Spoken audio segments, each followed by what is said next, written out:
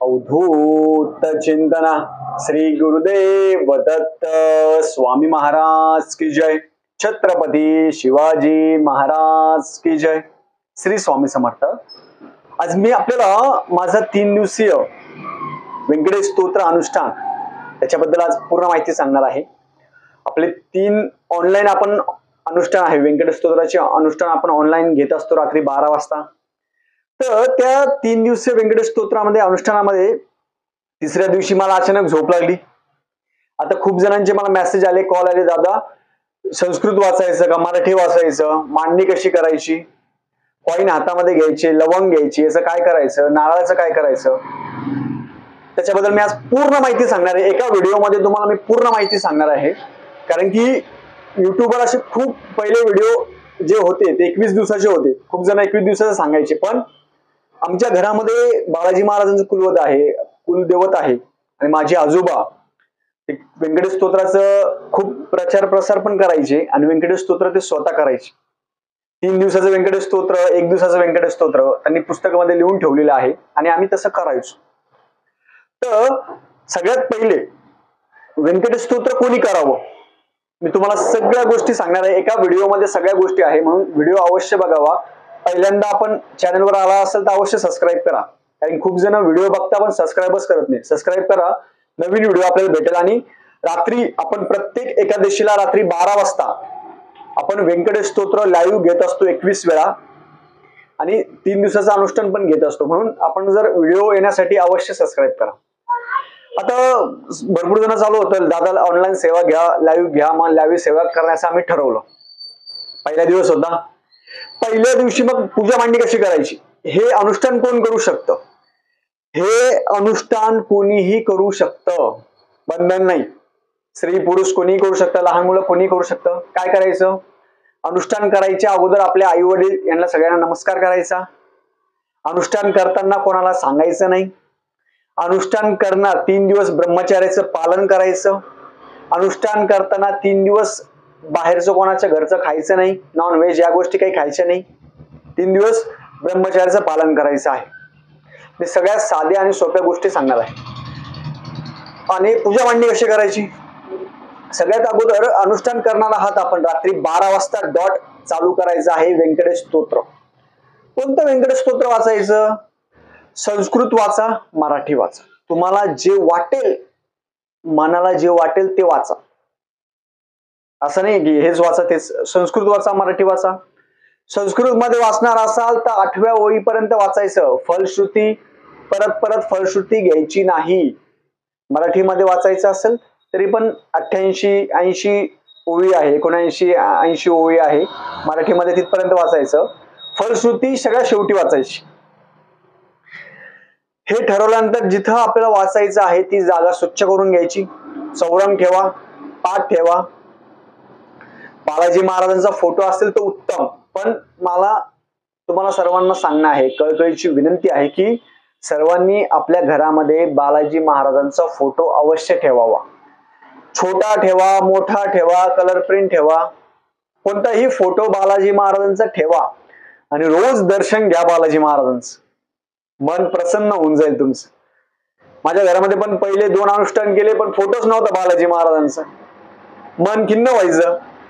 मी महाराजांचा, श्री स्वामी समर्थ महाराजांचा फोटो ठेवायचो, पण प्रत्यक्ष मूर्ती प्रकटली, प्रत्यक्ष मूर्ती प्रकटती म्हणजे प्रकट, फक्त श्रद्धा आणि विश्वास पाहिजे।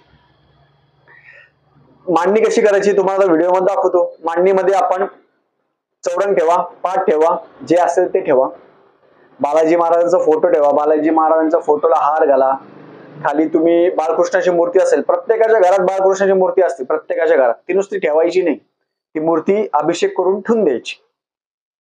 एक नारळ ठेवा, नारळ ठेवल्यानंतर अशी साधी आणि सोपी पूजा मांडायची सगळ्यात पहिले। आणि सवळं घालायचं। सवळं म्हणजे काय, खूप जण जीन्सची पॅन्ट याच्यावर त्याच्यावर करता, तसं करू नका। अनुष्ठान हे प्रॉपर झालं पाहिजे। आपण जर नियमाने चाललो तर त्याचं फळ भेटत असतं।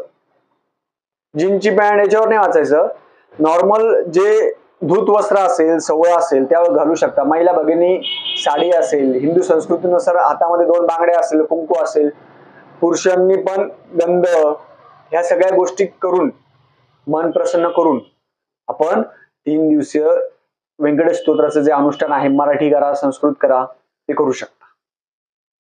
मी अशी सुरुवात करून दिली. पहिल्या दिवशी लाईव्ह होतं, पहिल्या दिवशी जास्त उत्साह असतो माणसाला आणि मनामध्ये किंतु परंतु ठेवू नका. कसं होईल, खूप जणांच्या मनात भीती आहे. खिडक्या वाजत्या, खूप जण म्हणतात खिडक्या वाजत्या, दार वाजता.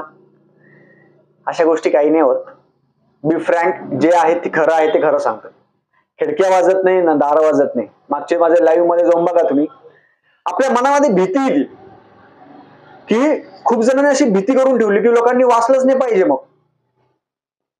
मांडणी झाली, पूजा मांडणी झाली, 11:30ला शार्प आपण आंघोळ करून, तुम्हाला जर करायचं असेल तर तुम्ही कधीही करू शकता. अमावस्या सोडून वर्षभरात तुम्ही कधीही व्यंकटेश स्तोत्राचं अनुष्ठान करू शकता. आंघोळ तुम्हाला कधी करायची? 11:20ला आंघोळ करून घ्यायची. 11:30 पर्यंत ओके राहायचं.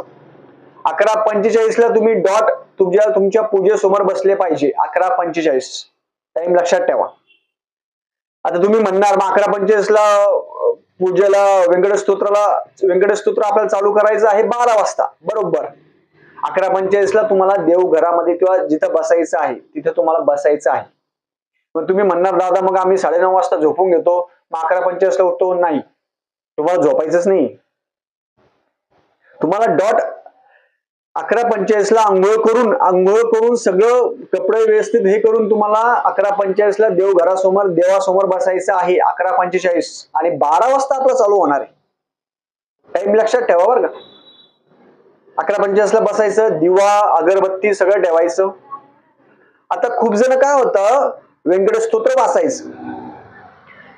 वाचताना एका लयामध्ये वाचा, एका सुरामध्ये वाचा आणि मोठ्याने वाचायचं.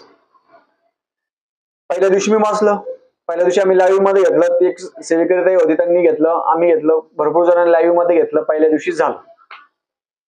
संस्कृत मध्ये असेल तर 8व्या वेळेमध्ये पर्यंत वाचायचं. फलश्रुती 21व्या वेळेस घ्यायची. आता 21 वेळा आपल्याला करायचं आहे तर कॉइन हातामध्ये घ्या. कारण कसं होतं, कॉइन करायला आपण किती म्हणणार, 1 झाला का 2 झाला का मोजत राहणार आपण, आपल्याकडे लक्ष सगळं मोजण्यामध्ये जाणार. त्यापेक्षा काय करायचं, एक डिश घ्या, त्याच्यामध्ये 11 कॉइन घ्या. कोणते पण 11 नाही, 21 कॉइन घ्या. 1 रुपयाचे कॉइन घ्या, 2 रुपये घ्या, किती घ्या, 21 कॉइन घ्या. मोजून 21 घ्या. बरोबर. काही काही जण काय होतं माहिती का, त्यांनी 21 कॉइन घेतलेले असतात, ते म्हणतात दादा आमचे 22 कॉइन झाले. म्हणून आपले कॉइन पहिले मोजून घ्या. कॉइन मोजले. पहिलं जेव्हा आपल्याला वाचायचंय व्यंकटेश स्तोत्र सुरुवात करायचं 12 वाजता, श्री गणेशाय नमः, हे झालंय 12 वाजेचं. 11:45ला का बरं बसायचं? 11:45ला याच्यासाठी बसायचं, आपल्याला संकल्प सोडायचा असतो. संकल्प हा पहिल्या दिवशी एकदाच सोडायचा, डबल संकल्प सोडायचा नाही.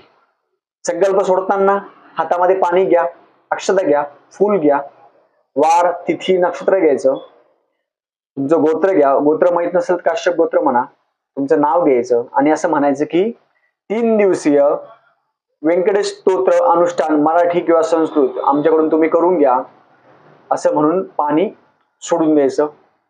पाणी सोडल्यानंतर गंधाक्षता फुलवायचं, जे कॉइन घेतलेले त्याची पूजा करायची. व्यंकटेश स्तोत्र मोबाईल मध्ये वाचायचं नाही, त्याची प्रिंट काढून घ्या. प्रिंट पुस्तक असेल, प्रिंट असेल, त्याची पूजा करा. गंधाक्षता फुल, सगळ्याला गंधाक्षता फुलवा, नारळ गंधाक्षता फुलवा, पंचोपचार पूजा करून घ्या. दिवा आपला कंटिन्यू चालू पाहिजे, आपली अगरबत्ती चालू पाहिजे. ह्या सगळ्या गोष्टी सुरू ठेवा. हे झाल्यानंतर हा झाला पहिला दिवस, आपलं व्यंकटेश स्तोत्र आपण चालू करून द्या. आता संस्कृत वाचत असाल एक 25 मिनिटं 30 मिनिटं इनफ आहे, होऊन जातं. 35 मिनिटात होऊन जातं. पण असं नाहीये नुसते बोट फिरवायचे नाही, तोंड बंद करून मुख्याने करायचं नाही, डोळ्याने वाचायचं नाही. देवानी बालाजी महाराजांनी आपल्याला डोळे दिले, कान नाक वाचा दिली, त्याचा वापर करा. मोठ्याने व्यंकटेश स्तोत्र वाचा.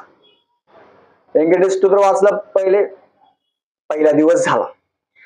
ती पूजा तशीच ठेवायची. खूप जणांचा प्रश्न असतो, खूप जण कमेंट करतात, प्रत्येकाला कमेंट द्यायला उत्तर नाही होत, म्हणून ती पूजा तशीच ठेवायची. पहिला दिवस झाला माझा. दुसऱ्या दिवशी काय करायचं, त्या दिवशी झाल्यानंतर पण आरती करू शकता. दुसऱ्या दिवशी सकाळी काय करायचं, खडी साखरेचा नैवेद्य दाखवा, तांदूळाच्या खिचडीचा नैवेद्य दाखवा. वाचन झाल्यानंतर आपण ती पूजा हलवायची नाहीये. पूजा हलवल्यानंतर पहिला दिवस झाला, दुसऱ्या दिवशी सेम बरोबर 11:15 वाजता, रात्री 11:15 वाजता आपल्याला आंघोळ करून बसायचं आहे. या गोष्टी झाल्या आपल्या दुसऱ्या दिवशी. आमच्या दुसऱ्या दिवशी पण झालं. आणि तिसऱ्या दिवशी काय झालं, मला अचानक झोप लागली. कस काय झोप लागली हे मलाच नाही समजलं. अचानक झोप लागली मला. आणि माझा फोन आहे तो रात्री 11 वाजता स्विच ऑफ होतो आपोआप आणि सकाळी 7 वाजता ऑन होतो. तर तिसऱ्या दिवशी गंमत अशी झाली, माझ्या मिसेसचा मोबाईल पण सायलेंट होता आणि माझा मोबाईल 11 वाजता बंद झाला आणि त्या दिवसभरातल्या याच्यामध्ये मी झोपी गेलो. तिसऱ्या दिवशी झोपी गेलो मी. तिसऱ्या दिवशी झोपी गेलो तर खूप लोक कॉल करू लागले, खूप लोक वेटिंगवर होते. युट्यूबवर एवढे लोक होते, सगळे वेटिंगवर होते की कॉल करू लागले. पण माझा नंबर स्विच ऑफ, मिसेसचा नंबर कोणाकडेच नव्हता. आणि पुण्याचे मुंबईचे एक दादा होते, ते पिठापूरला मला भेटले होते, प्रदीप दादा म्हणून पिठापूरला भेटले होते. त्यांनी पण माझ्या सासऱ्यांना फोन केला.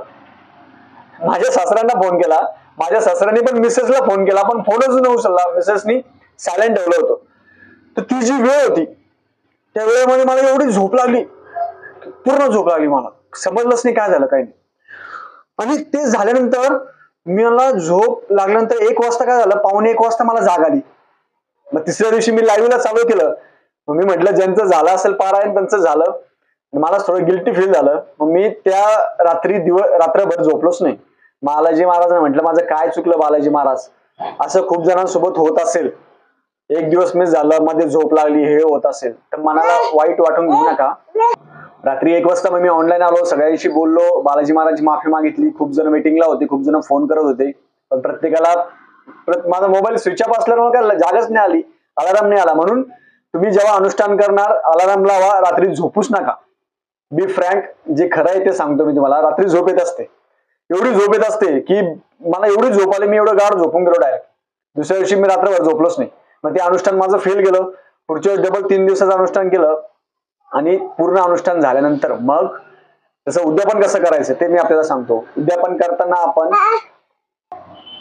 तर मग हे सगळ्या गोष्टी झाल्यानंतर झोप येत असते म्हणून झोपायचं नाही. म्हणून 11:45 आपण आंघोळ करून रेडी पाहिजे. हे 3 दिवस अनुष्ठान करताना 3 दिवसामध्ये ब्रह्मचर्याचं पालन करा. 3 दिवसामध्ये बाहेरचं कोणाचं खायचं नाही. आपण अनुष्ठान करतोय हे कोणाला सांगायचं नाही.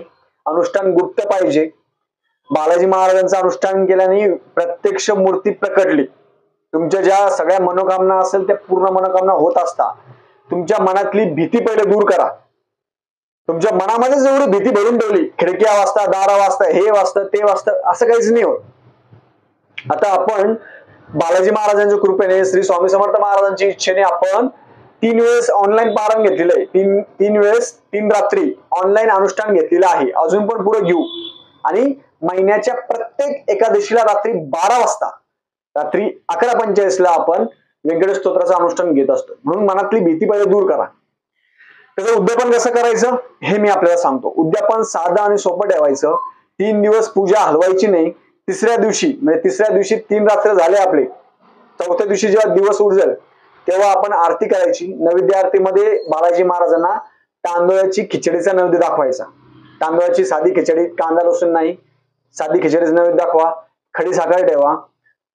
बालाजी महाराजांची आरती घ्यायची. शेषाचल अवतार तारक तू देवा, बालाजी महाराजांची जी आरती आहे, किंवा पंचफणस्करी देव श्री हरी, ज्या 2 आरती आहे बालाजी महाराजांच्या कोणत्या पण, त्या आरती घ्या. ते केल्यानंतर तुम्ही सवाष्ण ब्राह्मण त्यांना शिदा दक्षिणा आहे ते द्या. कारण की गुरुक्षेत्रामध्ये पण वर्णन आहे की कोणतंही अनुष्ठान करत असेल, कोणतंही आपण गुरुक्षेत्र पारायण, नवनाथ पारायण, कोणतेही पारायण करत असेल तर ब्राह्मणाला शिदा दक्षिणा द्या. ते केल्यानंतर तुमचं जे अनुष्ठान आहे ते अनुष्ठान पूर्ण होतं. 4थ्या दिवशी पण आपली पूजा तशीच ठेवायची, पूजा उचलायची नाही. 4थ्या दिवशी पूजा तशीच ठेवा आणि 5व्या दिवशी मग तुम्ही पूजा उचलू शकता. अशा पद्धतीने बालाजी महाराजांनी जे माझं जे त्यावेळेस अनुष्ठान राहिलं होतं ते पुढच्याच माझ्याकडून अनुष्ठान पूर्ण करून घेतलं. तुमचं पण एखाद्याचं, खूप जणांचं पहिल्या दिवशी जोश मध्ये माणूस करतो, दुसऱ्या दिवशी माणूस झोप येऊन जाते, तिसऱ्या दिवशी कधी कधी झोप येऊन जाते. तर अशा वेळेस झोप आली ते अनुष्ठान तिथं बंद करून टाकायचं. डबल अनुष्ठान करू शकता. अनुष्ठान कोणीही करू शकतं, बंधन नाही. मी डबल एकदा सांगतो, अनुष्ठान कोणीही करू शकतं. अनुष्ठानामध्ये कोणत्याही असं कसलंही बंधन नाहीये. पूजा मांडणीमध्ये तुम्हाला जर जागा नसेल, खूप जण म्हणतात आता आमच्या जागा नाहीये मुंबई पुणे, तर तुम्ही खूप जण म्हणतात बेडरूम मध्ये करायचं का, पण बेडरूम मध्ये नवरा बायको ते असतं त्यामुळे बेडरूम मध्ये करू नका. दुसरी कोणती जागा असेल, मुलांची बेडरूम असेल, काही असेल, तिथं तुम्ही करू शकता. तर बालाजी महाराजांचा फोटो पाहिजेच का, फोटो पाहिजेच, कारण की प्रत्यक्ष मूर्ती प्रकटली आणि बालाजी महाराज येत असता बालाजी महाराजांना बसण्यासाठी आसन ठेवायचं, बाजूला आसन ठेवायचं, आसनावर बालाजी महाराज बसण्यासाठी ऐकण्यासाठी येत असता.